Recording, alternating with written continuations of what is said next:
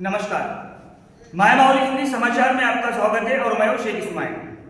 दर्शकों, आज हम बेला मंडल में ग्रंथालय कार्यालय में अभी इस वक्त मौजूद है और यहाँ पर आप देख सकते हैं कि मेरे पीछे ये जो मराठी मीडियम से पढ़े लिखे बच्चे यानी सुशिक्षित है, अभी यहाँ पर इनका कहना है कि हाल ही में 2024 में जिस तरह से डीएससी के एग्जाम हुए थे और डीएससी में जो सिलेक्शन किए गए थे, हम उसके ऊपर आपत्ति जता रहे हैं। इनका कहना यह है कि हमारे पास तेलंगाना के अंदर आदिलाबाद जिले के अंदर ही मराठी भाषा सीमित है और उस भाषा के जरिए से हम जीते हैं और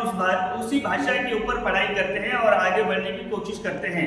लेकिन हाल ही में जो डीएससी हुई है, जिसमें जहां पर भी जो कार्यरत थे शिक्षक, उन लोगों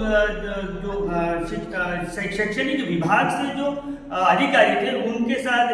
उन्होंने इन बच्चों के साथ में, पढ़े लिखे बच्चों के साथ में धोखाबाजी की है, दगाबाजी की है। इनका सरासरी आरोप है और ये कह रहे हैं कि पहली से लेकर तो 7वीं तक हमने मराठी मीडियम पढ़ी है, लेकिन यहाँ पर तेलुगु मीडियम वालों को इंटर किया जा रहा है, तेलुगु मीडियम वालों को जॉब दी जा रही है, लेकिन लोकल रहकर भी नॉन लोकल वालों को अंदर भेजा जा रहा है। दर्शकों, अभी इस वक्त यहाँ पर ये जितने भी तलबा है, बच्चे हैं, ये पढ़ लिख कर भी काम बेकार है। ये कह रहे हैं कि हमारा मराठी मीडियम का पढ़ाई करना हमारे लिए ये खुदकुशी के समान है, लेकिन हम सुशिक्षित हैं, लेकिन हम खुदकुशी की तरफ नहीं जाएंगे, बल्कि आगे चलकर धरना प्रदर्शन करेंगे। और एजुकेशन डिपार्टमेंट में जो कालाबाजारी चल रही है, जिस तरह से हमारे जॉब को दूसरों को दिया जा रहा है, जहाँ हमारा हक होता है, वो हक रिश्वत के जरिए से, वो हक पैसों की काली पट्टी के जरिए से हटा दिया जा रहा है और हम पर नजर नहीं कर रहे हैं। अभी ये कह रहे हैं कि हमारे पास सिर्फ एक ही जॉब बची होती है, यानी डीएससी के जरिए से हम टीचर जॉब के लिए ही तैनात होते हैं, लेकिन हमारे लिए कोई न ग्रुप 1, ग्रुप 2, न ग्रुप 3, हमारे को तेलुगु मीडियम से जो भी जॉब आते हैं, यानी तेलुगु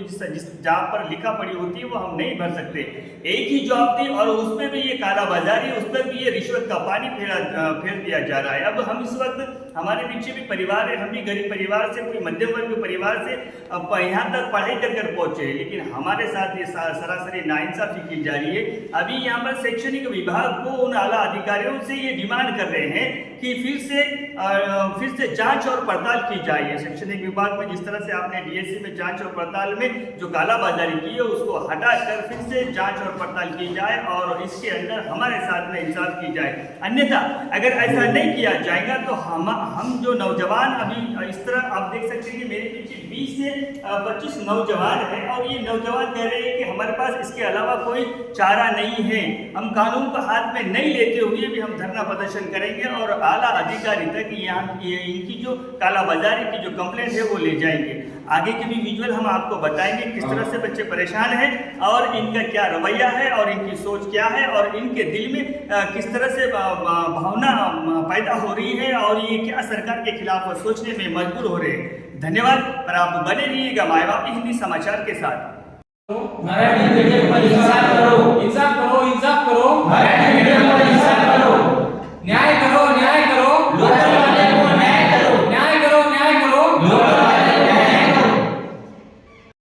2024 मध्ये जे भरती झालेली आहे, त्यामध्ये पूर्ण बोगस कारभार झालेला आहे। सगळे पैसे घेऊ आणि जे वरचे अधिकारी लोक आहेत ते पूर्ण मराठी मीडियमवर अन्याय केले आणि ते मिसगाईड करून जिओ 124 नुसार ते भरती न घेता एनी 4 इयर्स 7 मध्ये एनी 4 इयर्स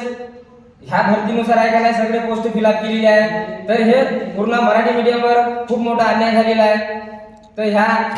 जो लोकल कॅडेट पहिलीपासून ते 10वी पर्यंत शिकलेले मराठी मीडियमचे पोरं आहे, याच्यावर खूप मोठा अन्याय झाला। साधारण एक कोतवालची परीक्षा आम्हाला तेलंगणामध्ये लिहिता येत नाही, फक्त आम्हाला एक टीचरची एक पोस्ट आम्हाला लिहिता येते, त्याच्यामध्ये हे महाराष्ट्रवाले आता पूर्ण लागलेले आहे या डीएससी मध्ये। त्या आमच्यावर त्याच्यामुळे खूप मोठा अन्याय झाला। तर आता हा एक मराठी मीडियमचा व्यक्ती आहे, एसटी कॅडेट, आता याच्या जागेवर आता एक मराठी मध्ये तेलुगु मीडियमचा परिपूर्ण तेलुगु मीडियम शिकलेला पोरगा याच्या कास्टमध्ये मराठी मीडियम हा मुलगा शिकून आहे, पण याच्या कास्टमध्ये त्या मुलाला आहे का नाही जॉब दिली, तर हे पूर्ण कारभार बोगस झालेला आहे। यासाठी डबल व्हेरिफिकेशन व्हावं अशी आमची सगळ्याची मागणी आहे, नाहीतर हे मॅटर घेऊन आम्ही पैसे घेऊन पूर्ण हे कारभार झालेला आहे. तर हे मॅटर जर डीओ मॅडम आणि कलेक्टर सर जे कोणी त्याच्यामध्ये इन्व्हॉल्व आहे, म्हणजे हे पूर्ण डीएससी कमिटी आहे, त्यांनी आमच्यावर न्याय करावा अशी आमची मराठी मीडियम वाल्याची इच्छा आहे. मैं सब न्यूज़ वाले को धन्यवाद बोलता हूँ। और अभी 2024 में जो डीएससी गिरे, वो डीएससी में जो पोस्ट मराठी मीडियम के थे और मराठी मीडियम में 124 जो नंबर ये लोकल नॉन लोकल के लिए है, उसमें 1 to 7 बोल के कंसिडर करें और बाद में 1 to 4 में कुछ लोगों को जो 1 to 4 तेलंगाना में पढ़ के है और बाकी का पूरा एजुकेशन महाराष्ट्र में है, वो 1 to 4 पढ़ने के बाद वो लोकल कैसा होए। और वो भी है कि 1 to 7 जो जियो नंबर 124 में पूरा देखे है कि 1 से 7 क्लास तेलंगाना स्टेट में रहना बोल के है, और बाद में 1 to 4 ओनली 1 to 4 पढ़ने के बाद वो डीआर मैडम जो डीएससी की जो कमिटी है, वो कमिटी ने 1 to 4 वाले को जॉब दे दिए, वो भी मराठी मीडियम में। मराठी मीडियम का कोई वालिदार नहीं बोल के, कोई ऑब्जेक्शन नहीं लेता बोल के कुछ लोगों ने क्या घोलमेल के वो मालूम नहीं, लेकिन मराठी मीडियम वाले में बहुत प्रॉब्लम में आए, बहुत लोगों की नाइंसाफी हो गई। लोकल वाले को जो 1 to 10 तक तेलंगाना में पढ़ के बाद भी उनको जॉब भी नहीं मिली, और 1 to 4 ओनली तेलंगाना में पढ़ के बाकी का एजुकेशन पूरा महाराष्ट्र में पढ़ के उनको डीएससी के जॉब में कंसिडर करें। तो जियो नंबर 124 में सीधा सीधा दे के है कि 1 to 7 में 7 क्लास का जो मिनिमम जी क्या है बोल तो 7 क्लास मैक्सिमम 7 क्लास रहना बोल के उसमें स्टेट के लिए देखे है, और अदर दैन तेलंगाना को 1 to 7 तक ये रहना बोल के भी है। तो 1 to 7 तक न लेके वो 1 to 4 में वो कंसिडर करे। वो लोगों को वो न्याय करना,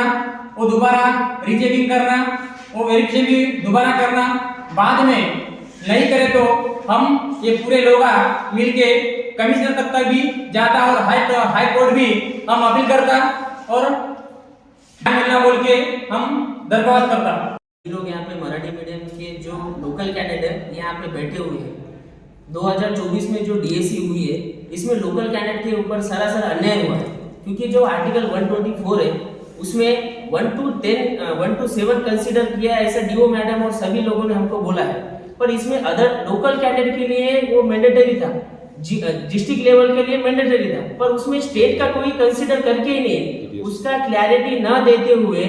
महाराष्ट्र वाले को यहाँ पे भर्ती किया जा रहा है। तो ये लोकल वाले के लिए सरासर अन्याय की बात है। और दूसरी बात ये है कि तेलंगाना में जो माइनर मीडियम मराठी मीडियम है वो आदिलाबाद के पूर्ता मर्यादित है। तो उसमें हम मराठी मीडियम पढ़ के जो लोकल कैंडिडेट है ना उसमें ग्रुप 1 लिख सकते हैं ना ग्रुप 2 लिख सकते, यहाँ तक कि तेलंगाना का कोई भी एग्जाम हम नहीं लिख सकते, क्योंकि वो तो तेलुगु मीडियम है, हम तो मराठी मीडियम पढ़ के। तो एक ही हमारा ऑप्शन बचता है, वो डीएससी और टीचर के लिए हम एग्जाम बचता है। उसमें भी अगर हमारे ऊपर अगर ये अन्याय होता है तो सोचो कि हमारे ऊपर कितनी बड़ी परिस्थितियां निर्माण होगी। अगर आज सभी लोग ये गरीब परिस्थिति के लड़के बैठे हुए, अगर इनको जॉब नहीं मिलती है तो ये सरासर अन्याय है। हम यही मांग करते हैं जो 2024 में मराठी मीडियम का वेरिफिकेशन हुआ है वो वापस से वेरिफिकेशन होना चाहिए, यही हमारी डिमांड है।